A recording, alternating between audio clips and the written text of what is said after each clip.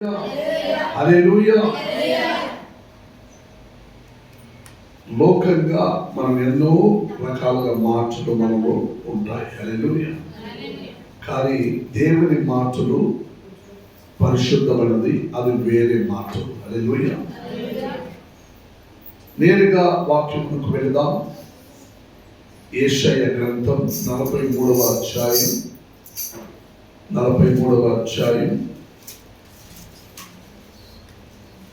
యెషయా గ్రంథం 43వ అధ్యాయం 3వ వాక్యం చదవండి. Please read the third one.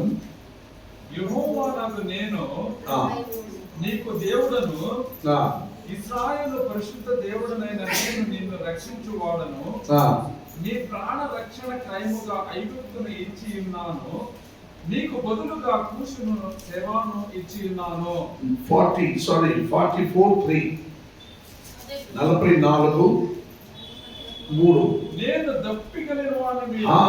నేను దప్పిగల వాని మీద నీళ్లను ఎండిన భూమి మీద ప్రవాహ జలములను కుమ్మరించెదను. నీ సంతతి మీద నా ఆత్మను కుమ్మరించెదను. నీకు పుట్టిన వారిని నేను ఆశీర్వదించెదను. చప్పట్లు కొట్టి దేవుని నామమును మహిమపరచండి. హల్లెలూయా, హల్లెలూయా. దేవుని వాక్యం అంటున్నది, the God's word, they should be clear. మనకి శ్రద్ధగా అర్థపూర్వకంగా ఈ మాటలు ఇవ్వబడి ఉన్నది. హల్లెలూయా. దేవుడి మాటలో చెబుతున్న కార్యం ఏమిటంటే, నేను దప్పిగల వారి మీద నీళ్లను అనుగ్రహించి ఎండిన భూమి మీద ప్రవాహ జలములను కుమ్మరించెదను. హల్లెలూయా, హల్లెలూయా. నీ సంతతి మీద నా ఆత్మను కుమ్మరించెదను. నీకు పుట్టిన వారిని నేను ఆశీర్వదించెదను. హల్లెలూయా. గత 7 నెలల మన బ్రతుకులో గడిచిపోయినాయి. మరలా తిరిగి వస్తుందా? మరలా ఈ 7 నెలల మన జీవితములకు తిరిగి రావు. ఈ రోజుకి టుడే, ఈ రోజు ఈ ఆగస్ట్ నెల ఈ 3వ తారీఖున ఈ రోజు ఇప్పుడు 12:15 గంటలు అవుతున్నాయి. ఈ 12:15 గంటలకు ముందు ఉన్న సమయాన్ని మనం అందరూ అనుభవించాం. కానీ మరలా మనకు దొరుకుతాయా? మరలా మనకి ఆ సమయం దొరకదని పోయింది. నీ జీవితంలో ఈ సమయం గడిచిపోయినాయి. ఇంకా మరలా ఈ సమయం, ఈ దినము, ఈ కాలాలు నీకు దొరకదు. ముందు రాబో సమయము, కాలాలు ఎటువంటి స్థితిగతులు ఉంటుందో నీకు తెలియదు, నాకు తెలియదు. హల్లెలూయా. కానీ 8th month, ఆగస్ట్ మంత్ లో మొదటి వారమందున ఒక ఆశీర్వాదకరమైన వాగ్దానముతో దేవుడు నిన్ను ఆశీర్వదించడానికి సిద్ధమై ఉన్నారు. హల్లెలూయా. దప్పిగల వారి మీద నీళ్లను, వారి సంతతి మీద నా ఆత్మను కుమ్మరించెదను అని దేవుడు అంటున్నాడు. తెలుగులో మీరు సంతతి అని ఒక్క పదమును మాత్రం చూచెదరు. రెండవ కార్యం నీకు పుట్టిన వారు అని తెలుగులో ఉంటుంది. కన్నడలో మీరు గమనించేవారు అయితే వారి సంతానం, వారి సంతతి అని 2 కార్యాలు చెప్పబడతాయి. ఏమంటుందండి? సంతానం, సంతతి అని కన్నడలో చెప్పబడతాయి. తెలుగులో నీ సంతతి మరియు నీకు పుట్టిన వారు అని దేవుడు అంటున్నాడు. హల్లెలూయా. గమనించండి, నీవు ఏ సంతానము, నువ్వు ఏ సంతానము, నీవు ఏ సంతానమై ఉన్నావు, ఏ బండల్లో నుండి నిన్ను చీల్చి తీశారు, ఏ గుర్తులో నుండి మట్టిగా నిన్ను తోడి తీశారన్నది నీకు తెలియాలి. హల్లెలూయా. ఆశీర్వాదం దేవుని యొద్ద నుండి రావాలే కానీ మన దేశ ప్రజల నుండి, అధికారుల నుండి, రాజకీయ నాయకుల నుండి మనకి ఆశీర్వాదాలు రావు. హల్లెలూయా. ఆస్తి అంతస్తు, సొమ్ములు, బండి, బంగారం, ఎండి, బంగారం, సొమ్ములు ఇవన్నీ పెట్టుకుంటే ఆశీర్వాదం అని కొందరు అనుకుంటున్నారు. హల్లెలూయా. కొందరు అనేక క్రైస్తవ సహవాసంలో ఉన్న వారు కూడా ఏమనుకుంటున్నారంటే, నేను బాగున్నాను, దేవుడు నన్ను బాగా పెట్టాడు, నేను ఆశీర్వాదంగా ఉన్నాను అని అనుకుంటున్నాను. హల్లెలూయా. ఇప్పుడైతే ఆశీర్వాదం ఎక్కడి నుంచి రావాలంటే మన దేవుని యొద్ద నుండి రావాలి. హల్లెలూయా. ఆశీర్వాదము లోకరీతి అయిన అపవాద దూతలు కూడా నీకు అనుగ్రహిస్తారు. ఏం చేస్తారండి? అది మంచి ఆశీర్వాదమా దొంగ ఆశీర్వాదమా అనేది నువ్వు కనిపెట్టుకోవాలి. హల్లెలూయా. నేను చర్చికి వెళుతున్నాను, నేను ఆరాధన చేసుకుంటున్నాను, అందువలన నేను ఆశీర్వాదంగా ఉన్నానని ఒకవేళ నువ్వు తప్పు కల్పన భావనతో ఉన్నావేమో నాకు తెలియదు. కానీ దేవుని వాక్యం సెలవిస్తున్నది, పైకి 8వ వాక్యం చదవండి, 4వ వాక్యం, అందులో 4వ వాక్యం చదవండి. గమనించండి, దప్పిగల వారి మీద నీళ్లను, సంతతి వారి మీద నా ఆత్మను, వారికి పుట్టిన బిడ్డలని నేను ఆశీర్వదించదును అని చెప్పిన దేవుడు ఇక్కడ ఒక మాట అంటున్నాడు, వారు నీటి కాలువ యొద్ద నాటబడిన నిర్మంచి చెట్లు వలె గట్టిలో ఎదుగునట్లు వారు ఎదుగుదురు. ఆమేన్. హల్లెలూయా. ఈ వాక్యం మీరు గమనించాలి. నీటి కాలువ యొద్ద అంటే నీటి కాలువ యొద్ద ఎప్పుడు నీళ్లు పారాడుతూ ఉంటుంది. అర్థమవుతుందా? ఎప్పుడు నీళ్లు పారాడుతూ ఉంటుంది, పోతా ఉంటుంది. అక్కడ ఒక చెట్టు నాటితే నువ్వు నీళ్లు పోయి అక్కర్లేదు. అర్థమవుతుందా? నీళ్ళు అక్కడ పారుతుందన్నా కూడా నువ్వు ఇక్కడ చెట్టు నాటితే నువ్వు నీళ్లు పోయాల్సిన అక్కర్లేదు. భూమి కింద ఆ నీరిన అంశం ఆ చెట్టులకు అనుగ్రహింపబడతాయి. నువ్వు పైన నీళ్లు పోయాల్సిన అవసరం లేదు. ఆ ప్రకారం ఆశీర్వాదము అబ్రహాము సంతానము వారికి అబ్రహాము నుండి అబ్రహాముకి ఇచ్చిన ఆశీర్వాదము మన ప్రభు రక్షకుడైన క్రీస్తు ద్వారా నీకు నాకు అనుగ్రహించబడి ఉన్నది. హల్లెలూయా.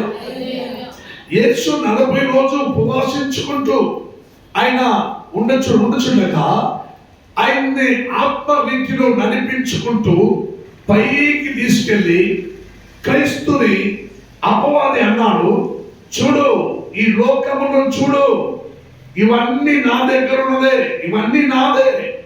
ఇల్లు కట్టుకున్న బిల్డింగు, సొమ్ము, బంగారం, ఎండి, భూమి, పశు, ప్రాణి, అందులో ఉన్నవన్నిటిని యేసయ్య నీకు చూపించి ఏమన్నాడు, ఇవన్నీ నాదే. అపవాది అన్నాడు, ఇవన్నీ నావే, ఇవన్నీ నావే, నీవు నన్ను నమస్కరిస్తే ఇవన్నీ నేను నీకు ఇస్తానన్నాడు. హల్లెలూయా. అదైతే నేను 3 అంతస్తు ఇల్లు కట్టుకున్నాను, వాకిలు కట్టుకున్నాను, సొమ్మును పెట్టుకున్నాను, మంచి బంగారం పెట్టుకున్నాను, ఎండి పెట్టుకున్నాను, కారు పెట్టుకున్నాను, నేను తిరుగుతున్నాను, మంచి ఉద్యోగంలో ఉన్నాను, మంచి నేను బాగా ఆరోగ్యంతో ఉన్నాను అని అనుకుంటే ఇవన్నీ మంచి ఆశీర్వాదమే అని మీరు ఒకవేళ అనుకుంటున్నారా? హల్లెలూయా. హల్లెలూయా. ఈ కాలాలు ఎటువంటి కాలాలంటే తన శరీరమును కుందించి బలహీనపరిచి దేవుడిని మహిమపరచాలని ఎక్కడ చూసినా అది ఒక విచిత్రమైన కాలాలు ఈ కాలము ఈ ప్రాంతంలో జరుగుతున్నాయి. హల్లెలూయా. శరీరమును దండించుకుంటూ రక్తం వచ్చినట్లుగా దండించుకుంటూ వాళ్ళ ఇష్టానుసారంగా రంగురంగుల వస్త్రాలు ధరించుకుంటూ వాళ్ళు తానే దేవుణ్ణి మహిమపరుస్తున్నారని చెప్పుకుంటూ నేను బాగుండాలి, నేను ఆశీర్వాదంగా ఉండాలి, నా వ్యాపారం బాగుండాలి, నా ఉద్యోగం బాగుండాలి, నా పంట బాగా రావాలి, అన్నిటి మీద నాకు ఆశీర్వాదకరంగా ఉండాలని లోకములో ఎన్నో రకాలుగా రంగురంగుల వస్త్రాలు ధరించబడి లోకములో తను శరీరమును దండించుకుంటూ దేవుణ్ణి మహిమపరుస్తున్నారని అనేకులు అనుకుంటున్నారు. హల్లెలూయా. కానీ దేవుడు అంటున్నాడు, అబ్రహాముకి ఇచ్చిన ఆశీర్వాదము నీ సంతతి వారి మీదను నీకు పుట్టిన వారికి నేను అనుగ్రహించదును అని దేవుడు అంటున్నాడు. హల్లెలూయా. హల్లెలూయా. అందుకే నీటి కాలువ యొద్ద నాటబడిన నిర్మంచి చెట్టులు వలె మీరు ఉండదరు. ఏ ఆశీర్వాదం ఉంటే అబ్రహాము ఆశీర్వాదం ఉంటే ఆ నీళ్ళు నీటి కాలువ యందు అంటే నీళ్ళు అక్కడ పారాడుతుందంటే ఇక్కడ నిన్ను నాటిన ఆ నీళ్ళు నీకు భూమిలో ఏమిస్తుంది? మంచి జీవము, పుష్టి ఆహారము నీకు దయచేస్తుంది. హల్లెలూయా. అప్పుడు మంచి ఆ మాను చెట్టు ఆ మానుగా మారి మంచి కాయి ఫలములిచ్చేదాకా మారుతాయి. హల్లెలూయా. అదే అబ్రహాము సంతతి వారికి దేవుడిచ్చిన ఆశీర్వాదం. హల్లెలూయా, హల్లెలూయా. క్రీస్తు తన వారితో శిష్యులతో మాట్లాడినప్పుడు అన్నాడు, నేను 3 రకాల సమ్యరూపమైన నేను కార్యాలను చెబుతున్నాను వినండి. మార్గమధ్యలో చెల్లిన ఒక విత్తనాలని ఒకటి అన్నాడు. మార్గమధ్యలో చెల్లిన విత్తనాలంటే వారు మనిషి నడుచుకుంటూ పోతా వస్తూ ఆ విత్తనాలని తొక్కుతారు. హల్లెలూయా. అప్పుడు ఆ విత్తనాలు ఏమవుతాయి? ఏమి మనుషులు ఏమి రాదు. హల్లెలూయా, హల్లెలూయా. మరొక విత్తనాలను బండ మీద అంటే బండరాళ్ళ మీద కొంచెం మన్ను ఉంటుంది. హల్లెలూయా. కొంచెం మట్టి ఉంటుంది. దాని మీద పడిన విత్తనాలు బాగా పెరిగినట్టు వస్తాయి. కింద బండ ఉంది కాబట్టి దానికి శక్తి దొరకదు, ఎండిపోతాయి. ఎంత త్వరగా వచ్చిందో అంత త్వరగా గడ్డి వలె ఎండిపోతాయి. హల్లెలూయా. మూడవ కార్యం ముళ్ళ పొదలో పడిన విత్తనాలు. హల్లెలూయా. ముళ్ళ పొదలో పడిన విత్తనాలు ఏమవుతాయంటే అవి పెరుగుతూ ఉంటాయి, కానీ ఆ ముళ్ళు చెట్టులు పెరగడానికి వదలదు. హల్లెలూయా. అవి చుట్టువైపు దానికి ఇబ్బందికరంగా ఉంటాయి, ఇబ్బందికరంగా ఉంటుంది. ఏది పెరగడానికి ఆ ముళ్ళు చెట్టులు, ఆ ముళ్ళు కంప దాన్ని అంత ఈజీగా వదలదు. అక్కడ అవి కృంగిపోతాయి. హల్లెలూయా. అవి పెరగనిస్తే కదా, పెరిగితే కదా పెద్దగా మారితే చెట్టు ఫలాలు అయితే కదా మంచి కాయ ఫలాలు నీకు ఇచ్చేయడానికి. అవి పెరగడానికి ఇవ్వకపోతే నీకు ఎక్కడి నుంచి ఆశీర్వాద ఫలాలు ఇస్తాయి. హల్లెలూయా. కొన్ని విత్తనాలు మంచి నేల మీద పడినది. హల్లెలూయా. ఆ కొన్ని విత్తనాలు మంచి నేల మీద పడిన విత్తనాలే ఈ రోజు సంఘంలో కూర్చున్న వారైన మనమై ఉన్నాం. హల్లెలూయా. ఈ మంచి నేల మీద పడిన విత్తనాలు మనమై ఉంటే అట్లయితే నీవు నేను అబ్రహాముకు దేవుడు వాగ్దానం చేసి ఇచ్చిన ఆశీర్వాదము ఈనాడులో క్రీస్తు మూలకంగా నీకు నాకు అనుగ్రహించబడి ఉన్నది. హల్లెలూయా, హల్లెలూయా. అందుకే భక్తులైన దావీదు కీర్తన గ్రంథం 71వ అధ్యాయం, కీర్తన గ్రంథం 71వ అధ్యాయం, త్వరగా రాండి, చాలా వాక్యాలు ఉన్నాయి ఈరోజు. 71వ అధ్యాయం 2వ వాక్యం ఒక్కడు చదవండి. గమనించండి. నీ నీతిని బట్టి నన్ను తప్పింపుము, నన్ను విడిపింపుము, నీ చెవి యొక్కి నన్ను రక్షింపుము. గమనించండి. భక్తుడైన దావీదు తన తండ్రి యొద్దకు ఈ రకంగా చెప్పుకుంటున్నాడు. ఏమని చెప్పుకుంటున్నాడు? నీ నీతిని బట్టి నన్ను, నువ్వు ముళ్ళు పొదల పడిన విత్తనాలైనా, నువ్వు అడుగు చాడులో పడిన విత్తనాలైనా, బండ మీద ఉన్న రాళ్ళ మీద బండరాళ్ళ మీద పడిన నువ్వు విత్తనాలైనా, నువ్వు మంచి నేలలో పడిన విత్తనాలుగా మారాలంటే, దేవుని ఆశీర్వాదము నీకు కావాలంటే నీవు నీతివంతురాలుగా కనబడాలి. ఎందుకంటే అబ్రహాము దేవుని దృష్టికి నీతివంతుడుగా కనబడినాడు. అబ్రహాము నీతి దేవునికి మంచి నీతిగా ఎంచబడినది కాబట్టి దేవుడు అబ్రహామును నా స్నేహితుడు అని పిలుచుకున్నాడు. హల్లెలూయా. ఆయన రకరకాలైన ఆశీర్వాదముతో నింపినాడు. హల్లెలూయా. దేశము విడిచి తీసుకొని వెళ్ళి ఆయనకి అనేక ఆవశ్యకతలని సంధించాడు. హల్లెలూయా. అబ్రహాము దేవుడు ఏకాంతంగా ఉండేటప్పుడు అబ్రహామా నువ్వు నాతో పాటు రా అని పిలిచినప్పుడు అబ్రహాము తన నీతివంతుడుగా నిరూపించడానికి ఎంత దూరం ప్రయాణం చేశాడో మీకు ఎవరికైనా తెలుసా? 1000 మైలు అంటే 1500 కిలోమీటర్లు. 1005 కిలోమీటర్లు 1000 మైలు అంటే 1005 కిలోమీటర్లు ఆయన దేవుడితో నడిచాడో సంచరించాడో అని వాక్యములో చూస్తున్నాం. హల్లెలూయా. 1000 మైలు అంటే 1500 కిలోమీటర్లు. అంటే ఇప్పుడు ఇక్కడి నుంచి మన తమిళనాడు తీసుకుంటే చెన్నై 375 కిలోమీటర్లు. ఆ మాదిరి మనం ఢిల్లీ దాకా తీసుకుంటే మనం ఎంతో దూరము. అటువంటి ఒక 1500 కిలోమీటర్లు యేసుతో పాటు అబ్రహాము ఆయన అడుగు చారులో నడిచాడు. హల్లెలూయా. అట్లయితే ఆలోచించి చూడండి, 1000 మైలు 1500 కిలోమీటర్లు ఆయన దేవుడితో నడిచాడు. అందుకే దేవుడి దృష్టికి నీతివంతుడుగా ఎంచబడినాడు. హల్లెలూయా. నువ్వు మార్గ మధ్యలో పడిన విత్తనాలుగా నువ్వు జీవింపలేవు, నడవలేవు, రాలేవు, పోలేవు. ముళ్ళు పొదలో పడిన విత్తనాలుగా నీ బ్రతుకు అల్లాడిపోతున్నది. బండ మీద ఉన్న నేల మీద పడిన విత్తనాలుగా నువ్వు చాలా త్వరలో పెరిగినావు. కింద శక్తి లేక ఎండ బండరాళ్ళు ఎండిపోయి అవి బండరాళ్ళు శక్తి ఇవ్వక, నీరు ఇవ్వక అది ముడుకుగా ఉంటుంది కాబట్టి త్వరలో నువ్వు ఎండిపోతున్నావు. అటైతే నువ్వు నీతివంతుడుగా కనబడడానికి దేవుని ముందు నువ్వు ఏ ప్రయాసం చేశావు? దేవునితో పాటు నువ్వు ఎన్ని కిలోమీటర్లు నడిచావు? దేవుని కొరకు నువ్వు ఎంత దూరంలో ప్రయాణం చేశావు? అబ్రహాము చేశాడే. అబ్రహాం నీతి, ఆయన నీతి న్యాయము నీతిగా ఎంచబడినది నమ్మకము. ఆయన నమ్మకం నీతిగా ఎంచబడి అబ్రహామా నువ్వు రమ్మని పిలిచేగా 1000 మైలు ఆయన నడుచుకుంటూ వెళ్ళాడు. హల్లెలూయా. అప్పుడు కారు లేదు, ట్రైన్ లేదు, బస్సు లేదు, వాహనం లేదు. 1000 మైలు అంటే 1500 కిలోమీటర్లు మార్గ మధ్యలో ఒక సిటీ, ఒక పట్టణము, ఒక షాపులు, టీ కొట్లు, షాపులు, ఆ అన్నం హోటల్లో ఏమీ లేకుండా 1500 కిలోమీటర్లు క్రీస్తు కోసం ఆయన ముందు నడిపించుకుంటూ పోయేవాడు ఆయన ఉన్నాడు. హల్లెలూయా. ఆయన నడుచుకుంటూ వెళ్ళచుండగా ఆయన మాటకు శ్రద్ధగా లోబడిన ఆయన దేవునికి విధేయుడైనాడు కాబట్టి దేవుడు తనను నీతిగా ఎంచబడినాడు. హల్లెలూయా. ఆయనకి రకరకాలైన ఆశీర్వాదముతో నింపాడు. హల్లెలూయా. అందుకే భక్తుడైన దావీదు అన్నాడు, నీ నీతిని బట్టి నన్ను తప్పింపుము. హల్లెలూయా.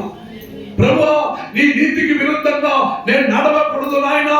అబ్రహాము ఆశీర్వాదం నాకు కావాలంటే నేను ప్రభువా నీతిని బట్టి నేను తప్పింపుము నాయనా. ఈ నీ నీతిని బట్టి నన్ను తప్పింపుము, నన్ను విడిపింపుము, నన్ను రక్షింపుము అని భక్తుడు కోరుకునేది. ఆరో వాక్యం చదవండి. అందులో 71:6 గర్భవాసినైనది, గమనించండి, గర్భం వాసినైనది మొదలుకొని నీవే నాకు ప్రాపకుడవై వింటివి. ఆమేన్. గమనించండి, నా తల్లి గర్భములో నివాసులైన ఆ సమయం మొదలుకొని నీవే నాకు ఏమై ఉంటివి? ప్రాపకుడవై ఉంటివి. హల్లెలూయా.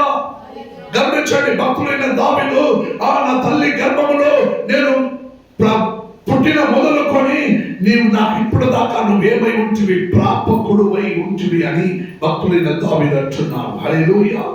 హల్లెలూయా. ప్రియమైన దేవజనులారా, పౌలు మహాశయుడు భక్తుడు అంటున్నాడు. గమనించండి, గలాతీయులకు రాసిన పత్రిక, కొత్త నిబంధనలు, గలాతీయులకు రాసిన పత్రిక. బ్రదర్ గమనించండి, చదవండి. గలాతీయులకు రాసిన పత్రిక, గలాతీయులకు రాసిన పత్రిక 1వ అధ్యాయం 15వ వాక్యం చదవండి. 1వ అధ్యాయం. తల్లి గర్భమునందు పడినది మొదలుకొని, గమనించండి, ఆయనను తల్లి గర్భమునందు పడినది మొదలుకొని నన్ను ప్రత్యేకపరిచి తన కృప చేత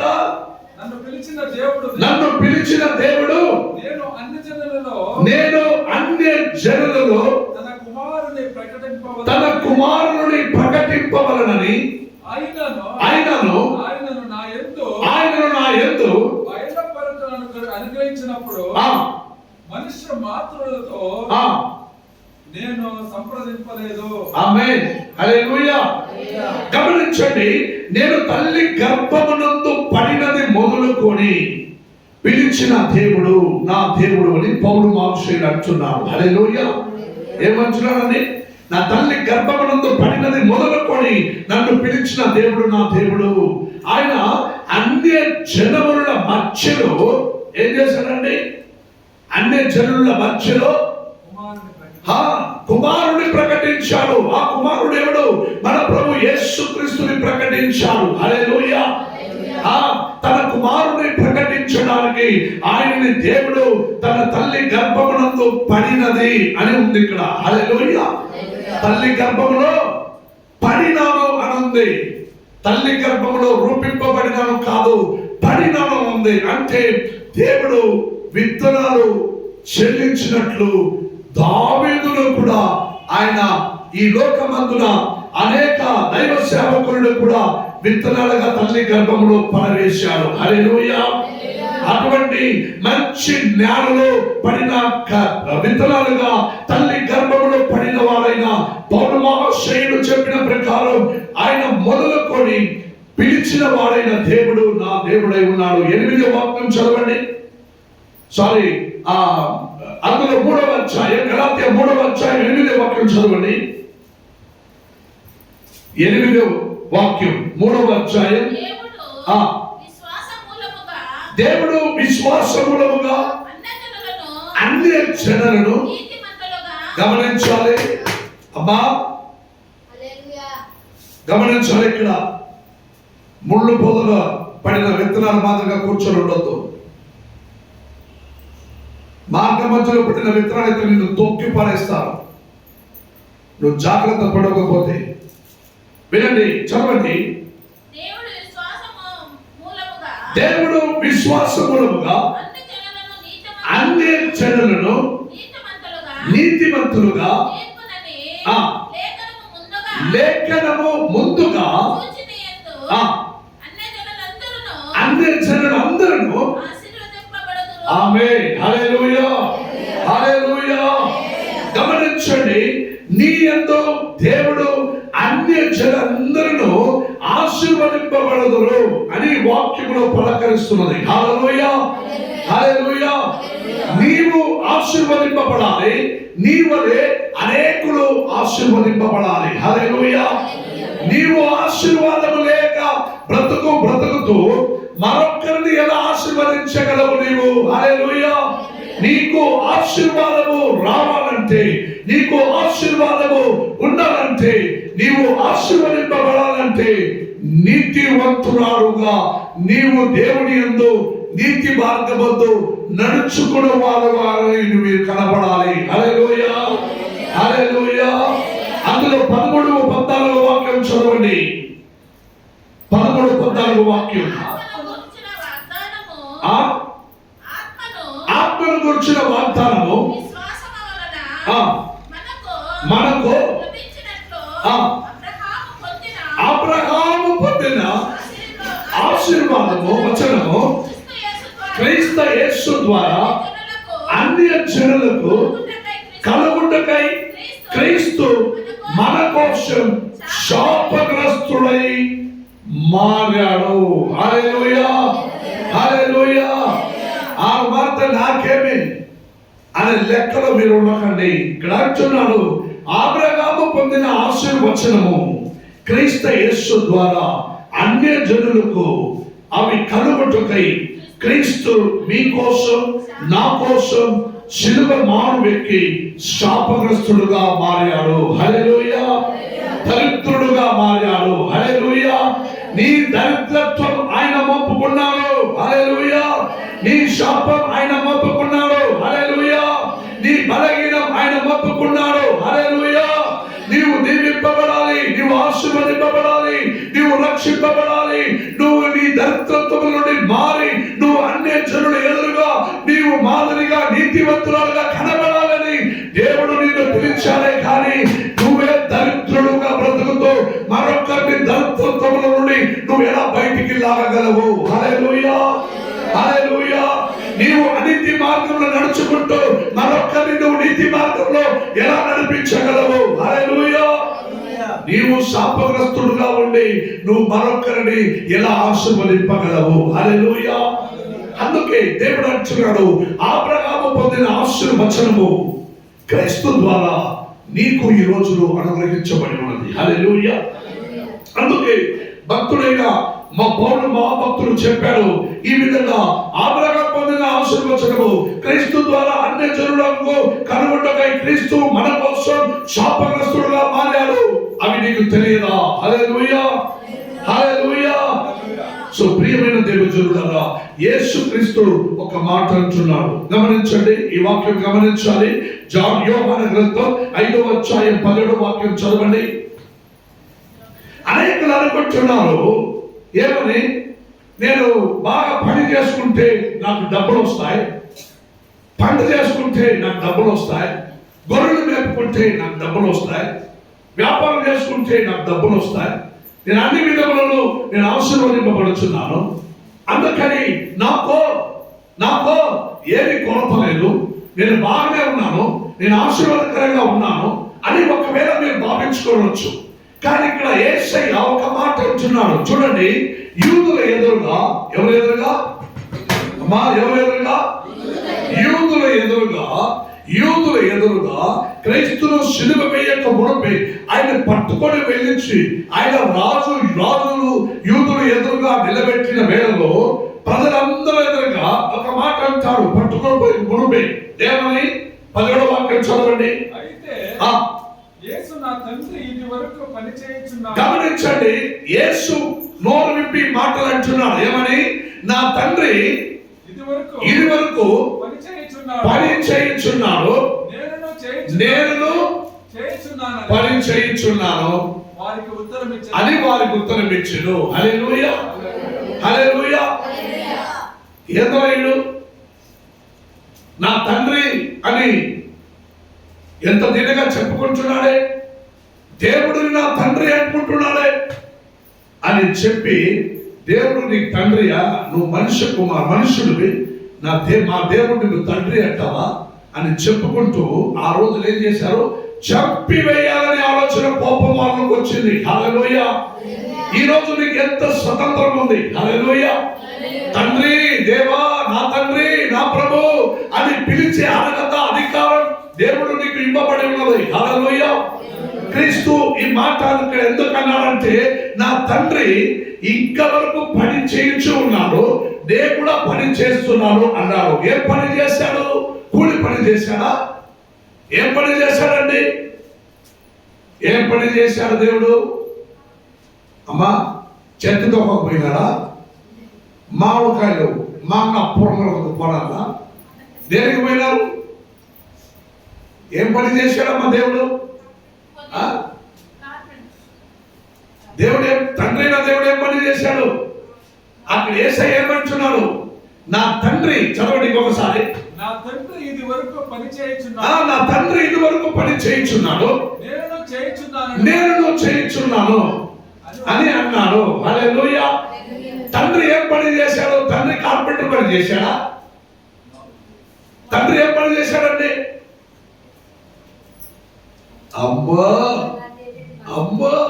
తండ్రి ఏం పని చేశాడు? తండ్రి ఏం పని చేశాడండి? తండ్రి చేసిన పని ఏమిటంటే, నిన్ను తెలుసుకున్నాడు కదా, నీ అందమైన మొహము, నన్ను తెలుసుకున్నాడు కదా, నువ్వు నా బిడ్డవే అని పిలుచుకున్నాడు కదా, ఇవన్నీ పని ఆయన చేసినది. హల్లెలూయా. ఆయన తెలుసుకున్నాడు కాబట్టి తనతో పాటు తన కుమారుడైన యేసుక్రీస్తు కూడా నేను కూడా అదే పని చేస్తున్నాను అన్నాడు. హల్లెలూయా. ఇక్కడ మనం గమనించాం, పౌలు మహాశయుడు చెప్పిండు, దావీదు చెప్పిండు ఏమని? కుమారుడి గురించి ప్రకటిస్తున్నానని అన్నాడు. హల్లెలూయా. దావీదు ఏమన్నాడు? కుమారుడి గురించి ప్రకటిస్తున్నానని అన్నాడు.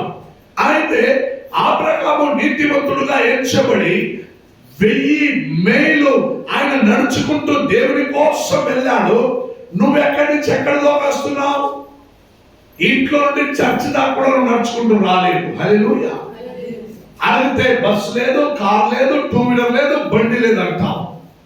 అక్కడ బెంగళూరు నుండి ఎక్కడెక్కడో పురవరం నుండి ఈ రోడ్లో నడుచుకుంటే కొన్ని రంగుల వస్త్రాలు ధరించుకుంటూ ఎక్కడెక్కడో తిరుగుతున్నారు. కానీ నీతిమంతుల ఆశీర్వాదం వారికి కలుగుల. హల్లెలూయా.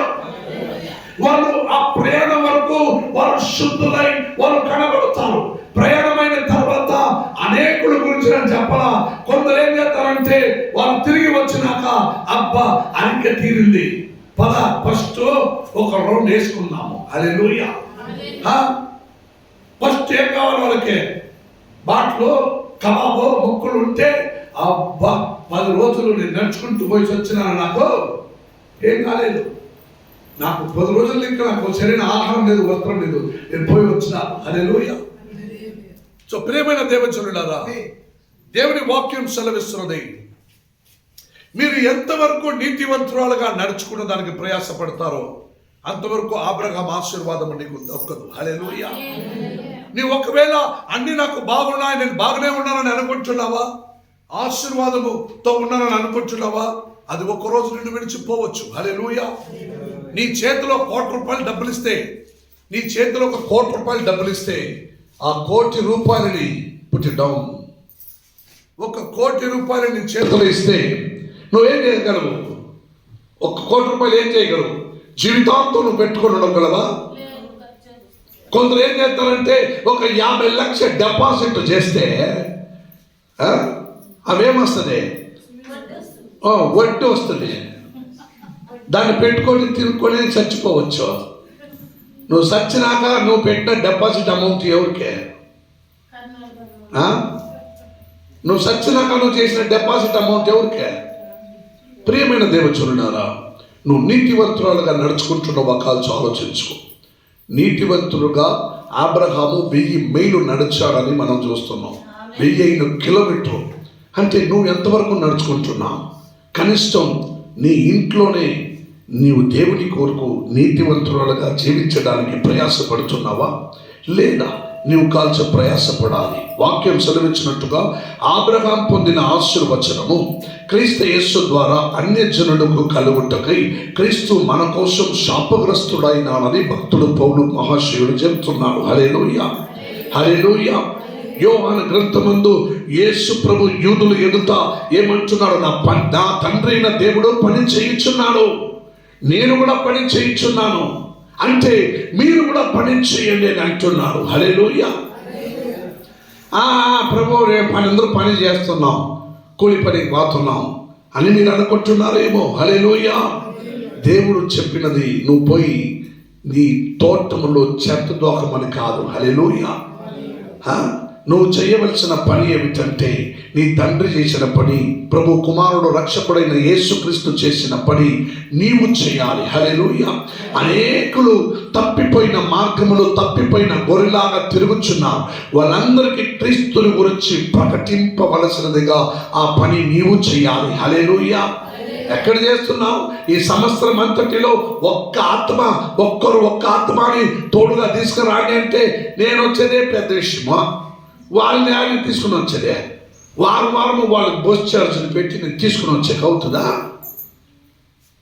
₹10 బస్ ఛార్జ్ పెట్టడానికి వారం బస్ ఛార్జీలు పెట్టి నేను తీసుకుని వచ్చినాను, నాకే లేదు. హల్లెలూయా. హల్లెలూయా.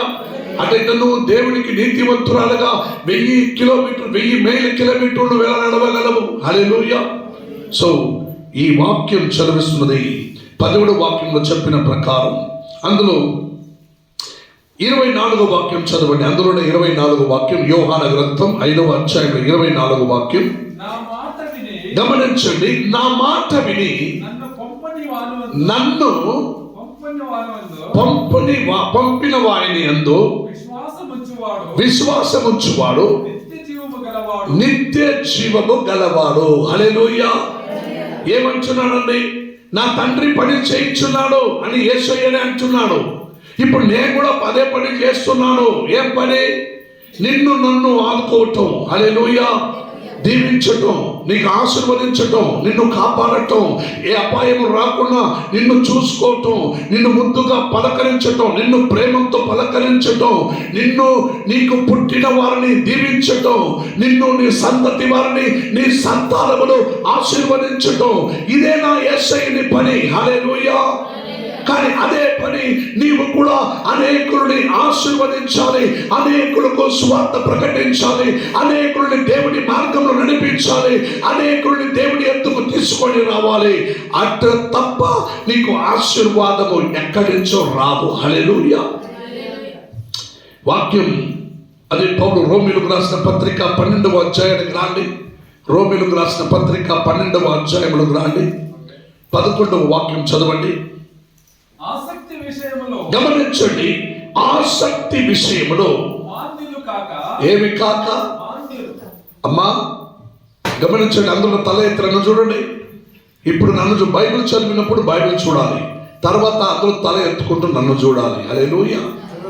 ఇక్కడ ఏమంటున్నానంటే పౌలు మహాశయుడు ఏమంటున్నానంటే ఆసక్తి విషయంలో. యావ శక్తి విషయంలో ఆసక్తి. హల్లెలూయా.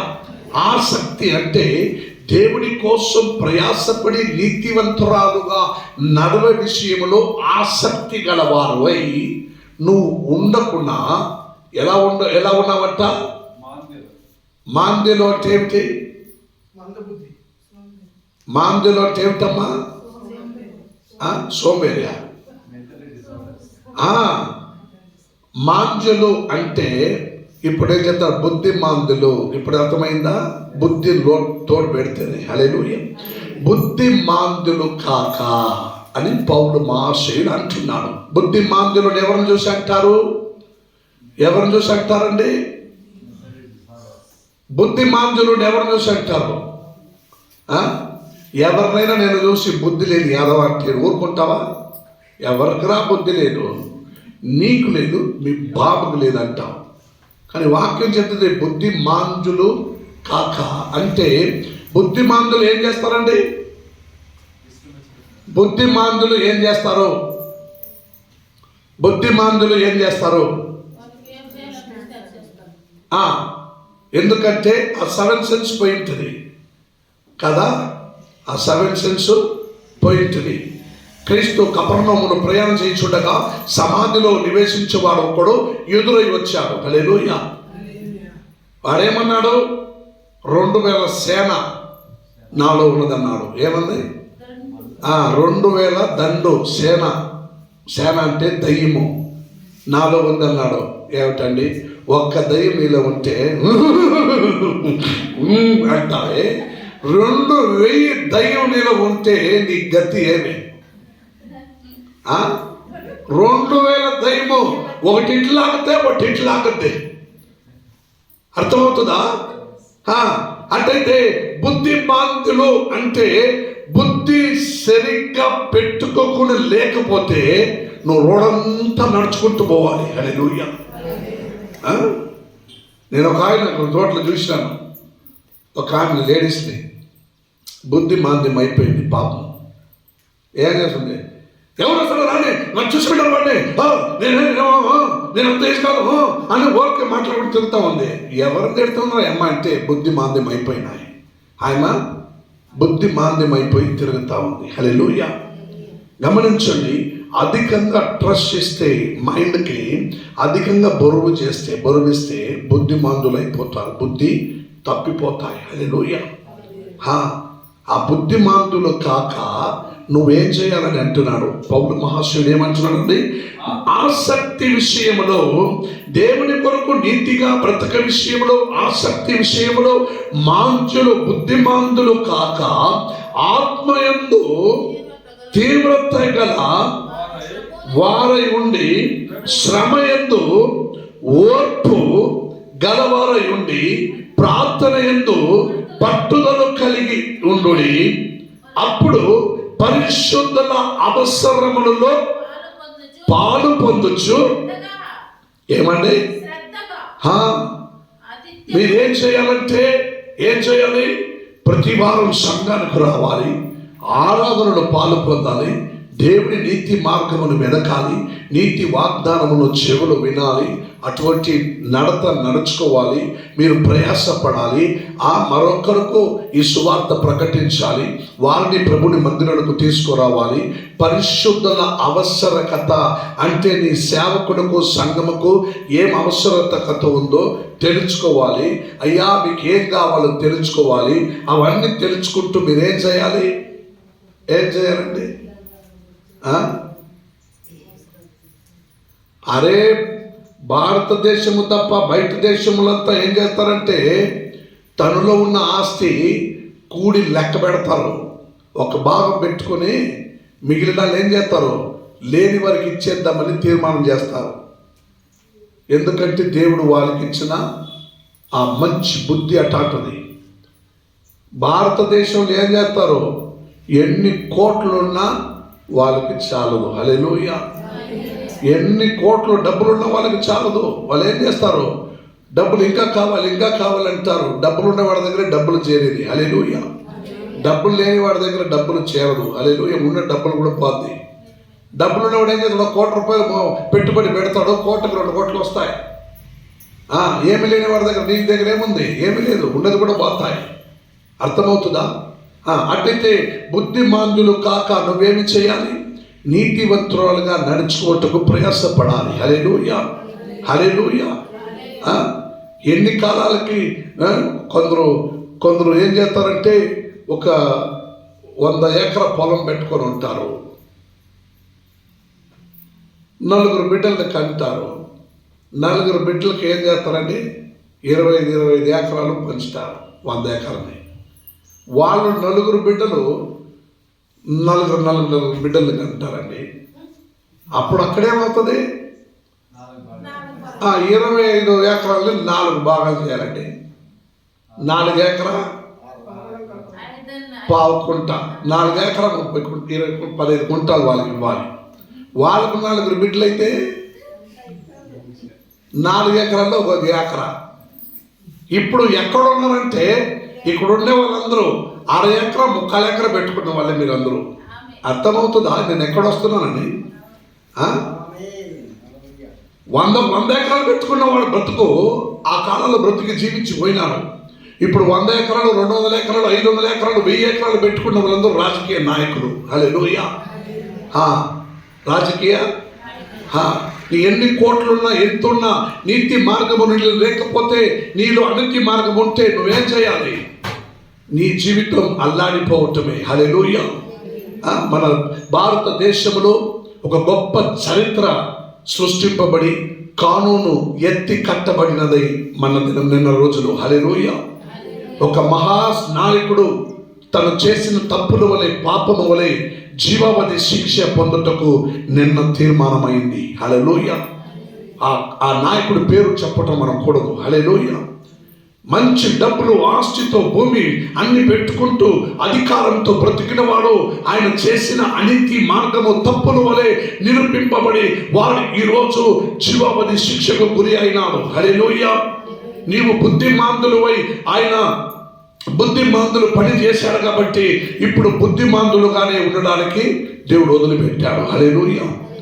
నువ్వు ఎన్ని దేవుడు ముఖ్యించాడు, ఎన్ని గుడులు పోయించాడు, ఎన్ని గోపురాలు పోయించాడు, కానీ ఈరోజు ఆయనకి జీవావధి శిక్ష. హల్లెలూయా. భూమిలో ఉన్నంత కాలం ఆయనకి జీవావధి శిక్ష. మరణించే వరకు నువ్వు ఇలా ఉండవని. హల్లెలూయా. కానీ భూమిలో కొందరు ఆ స్థితిలోనే ఉన్నారు అనేకులు. హల్లెలూయా. జీవావధి శిక్షలో ఉన్నట్టుగా అనేకులు ఉన్నారు. క్రైస్తవ మార్గమును తప్పిపోయి బుద్ధిమాంతులుగా వాళ్ళు బ్రతుకుతున్నారు. హల్లెలూయా.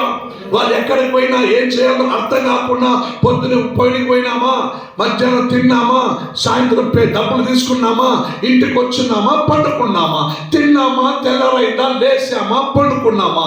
ఇదే క్రైస్తవ బ్రతుకు. హల్లెలూయా.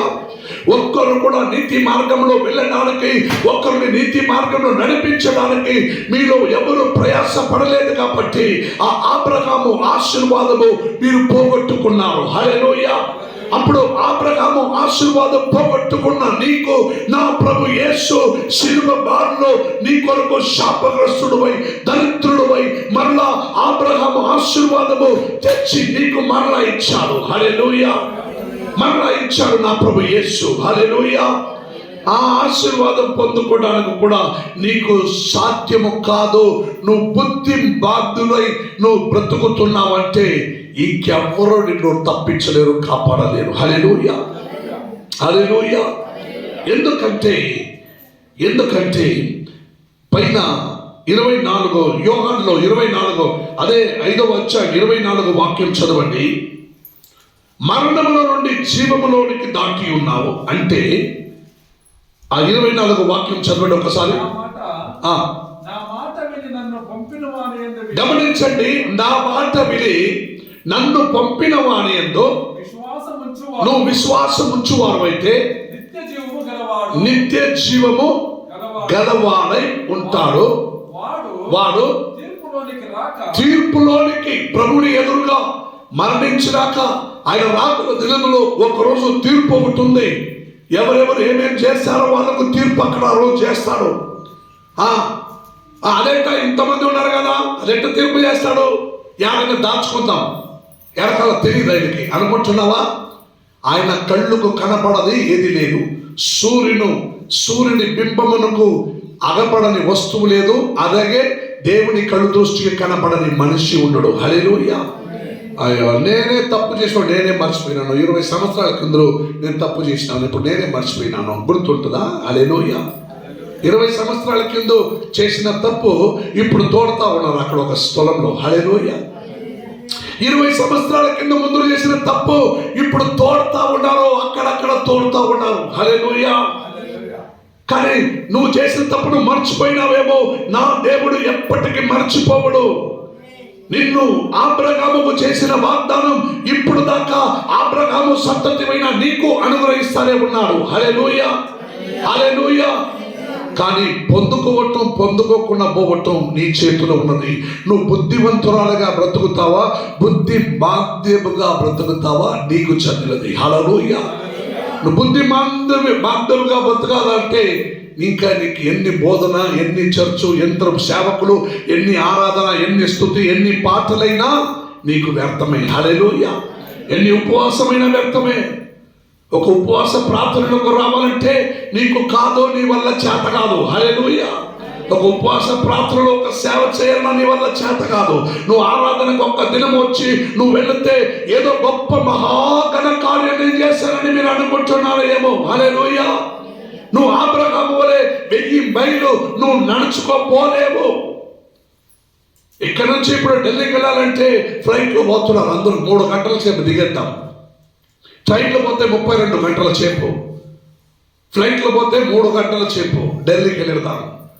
అట్లయితే 1500 కిలోమీటర్లు నువ్వు ఎలా సంచరించగలవు? నువ్వు నీ జీవిత కాలం అంతా నీకు ఉండేది 70 బలం పొందుతా 80 సంవత్సరాలు మాత్రమే. నీ యవ్వన ప్రాయం నిన్ను విడిచిపోవక మునుపే నిన్ను సృష్టించిన దేవుడు నువ్వేమి చేయాలి?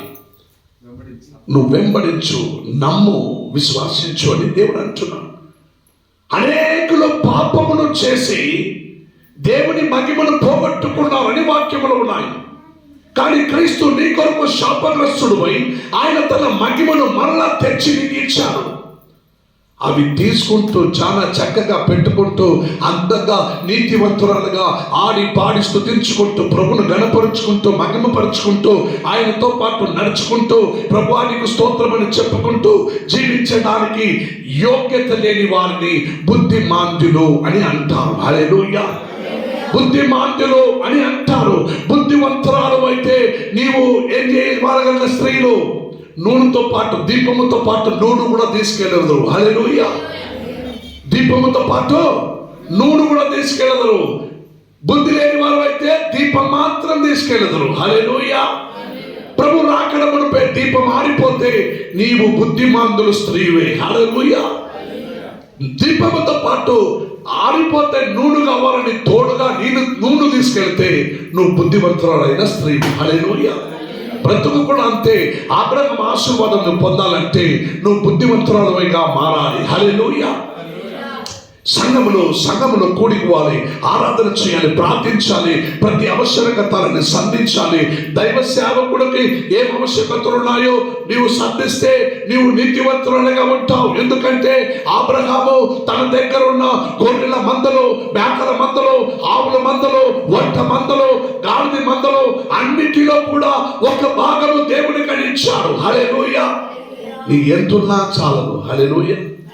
నీకు ఎంతున్నా నాకు వచ్చేదే అంత అని అన్నట్టుగా. హల్లెలూయా.